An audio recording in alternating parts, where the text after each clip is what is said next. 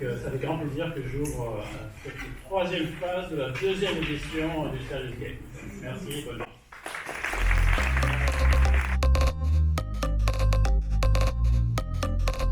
Les Nuits Blanches ont sans doute participé à tisser des liens encore plus forts entre vous.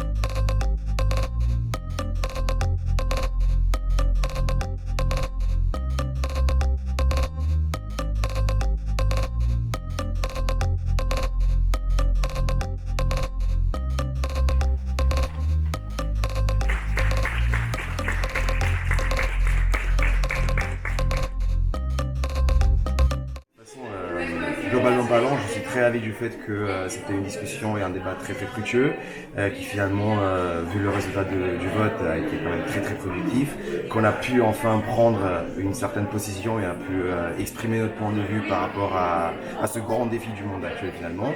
Je suis aussi très content du fait que tous les groupes politiques et toutes les orientations de l'Europe ont pu exprimer leur point de vue et que leur choix a été pris en compte.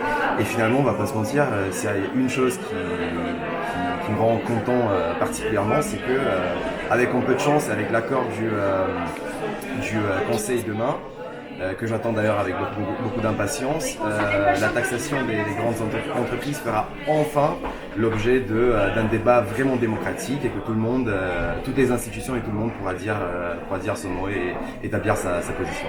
La séance s'est très bien déroulée, des débats constructifs au sein du Parlement, beaucoup d'amendements de la part de nombreux groupes et on a réussi à aboutir à un texte ambitieux, cohérent.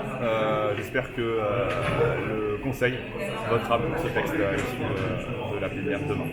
Donc au nom de mon groupe, je tenais spécialement à remercier la Commission européenne pour ce texte vraiment très fort qu'elle nous a proposé, que nous avons simplement proposé de manière plus approfondie à travers nos amendements. Et je tiens aussi à remercier particulièrement David Sassoli pour sa gestion incroyable de la plénière et de la séance aujourd'hui. Oui, c'est vrai que c'était intense.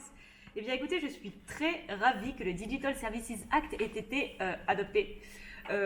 Alors, je n'avais pas vraiment de doute avant ces séances plénières, étant donné le consensus qui a régné au sein du Parlement européen. J'étais très surpris de ce travail acharné des parlementaires. J'ai trouvé les débats très constructifs. Et à présent, je m'en retourne vraiment au Conseil de l'Union européenne pour la deuxième directive sur laquelle le Parlement européen ne pouvait pas intervenir car la base juridique ne nous le permet pas. Mais le Parlement européen tient réellement à cette taxe et donc j'espère réellement qu'elle sera adoptée.